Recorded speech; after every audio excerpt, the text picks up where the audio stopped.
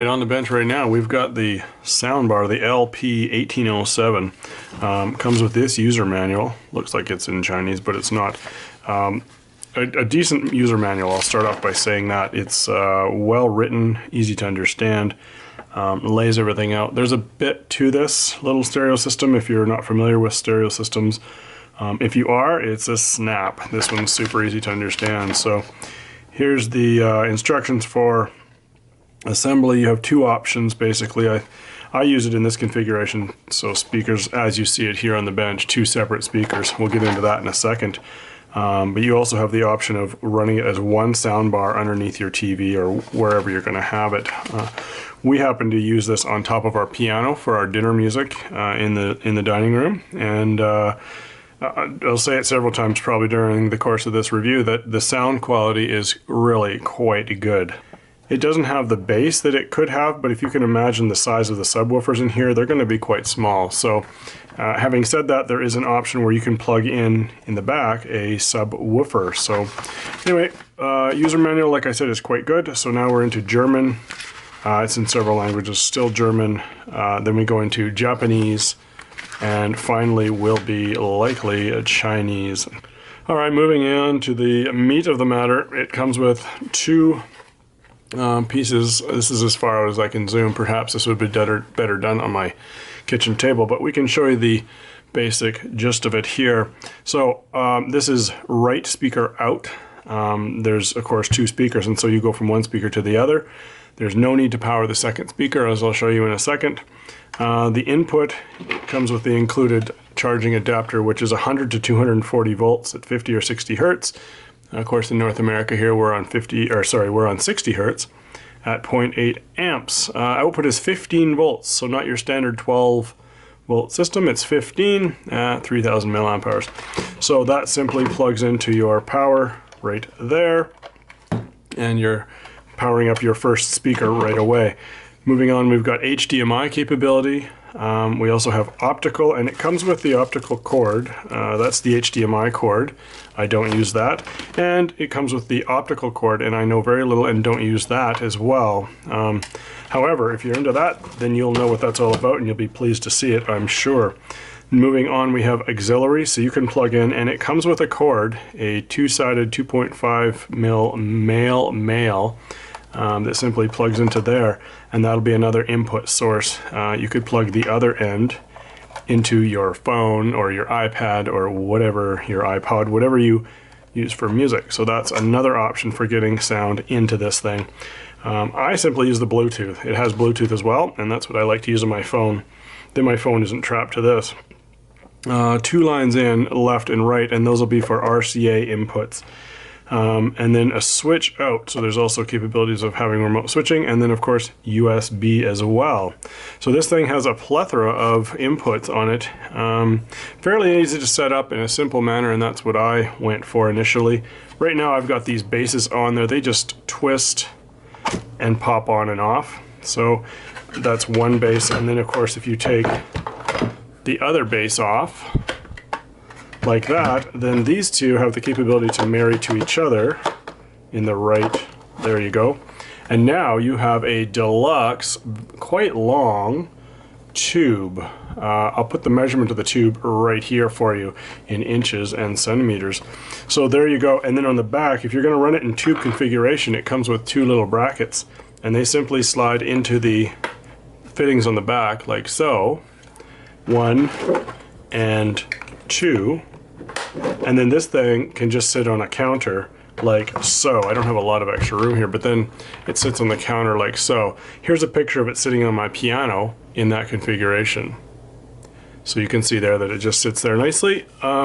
We prefer to split them, however, so we don't use these little brackets, and I don't know if they come out because I've never put them in. They do come out. Take that one out, and we'll take that one out. I suppose you could leave them in there, there's no harm. And then we'll twist it and it falls apart. And now we're ready to put them in the bases. So if you look at the configuration, there's one square hole that goes like that, and then you just give it a bit of a twist. This is our right speaker, there's the right speaker in. And for that they include a long cord. So this cord just goes in like this, and it has a RCA end on it, and that has power as well as audio into it. So there's no need to run a second line. Your right speaker is now hooked up. And then this other end, this is your master speaker, goes into the right out. So we're going to put that in there. And also, we'll add the second bass. So put that in like so and give it a quarter twist. So we're on our way to having this thing completely hooked up already. There's also a short adapter when you have it in tube mode. This short adapter would go from here to there when that's a single tube. So we keep that for safekeeping because we're not using it currently. The only other thing you need now is to plug in the power source. I have a power source sitting right over here, and you'll take the other end of that and plug it right into the power, and voila, it should be powered up. On the other side through here, you can see there's a little red light. Now let's touch quickly on the remote that it comes with. The remote requires that you put in your own two AAA batteries, sorry, two AAA batteries. We had those kicking around, and then the remote is good to go. Power, mute, volume up, volume down, next track, previous track, play and pause. And this manipulates your phone. Once you've got it paired via Bluetooth, it'll also change it on your phone or your iPod or whatever you're using. And then these are for the various inputs in the back, which we saw earlier. We have the auxiliary, the USB, the Bluetooth, optical, which is this, and then HDMI or ARC. So the remote I use quite a bit. It's quite handy. You also have the option of these buttons down here. Let's zoom in on those quickly so you can see. We have mode, play, pause, plus and minus, or previous and next track. So that's long pause or long press for volume, short press for track. So you have four buttons there. I don't use those. I prefer to use the included remote control. Zoom back a bit, and as far as pairing this thing goes, it's incredibly simple. Here's my Samsung Galaxy S9 Plus. I'll just pop into my phone there. Let's clear everything so you can see it right from the beginning. Now I have previously paired this with this stereo, but it was very similar the first time. There's no codes or anything. Basically, before you turn on the stereo, I go into my Bluetooth settings, turn on my Bluetooth. Now I've renamed it piano stereo because that's where we put it. And then I simply use the remote to turn it on. You can see the blue light flashing. And with that noise, you know you're connected, and away we go. Now you're free to go into your Amazon Music, if that's what you desire, wherever you play your music from. Let's go in and just play something quickly, and you'll see it plays as soon as I push the play button. So there you go. So you have the ability, as you can see, to change the volume from there, or you can also use the remote. And that changes the volume on the stereo, not your phone. So you can turn it all the way up on there, and you can see that your phone is still low. So you have the ability to go higher into the red zone with your phone. I find this quite handy. So I put the stereo about midway on the volume, and then I leave the remote on the piano. And then even when my phone is off, I have the ability to turn down the music just by touching the buttons on the side of my phone. So I find that quite handy. It's also, you're able to pause and play from there. So there you go. That's the operation of it via the Bluetooth. That's my preferred method of using this thing. I'll throw it back up on the piano where we had it and show you how it looks sitting up there. I'm really impressed with the quality of the sound from this. There's two things, well, there's several things you're looking for, but two things I was interested in when I bought this. Number one was, how does it look when it's installed or when it's sitting in your living room or wherever you're going to have it?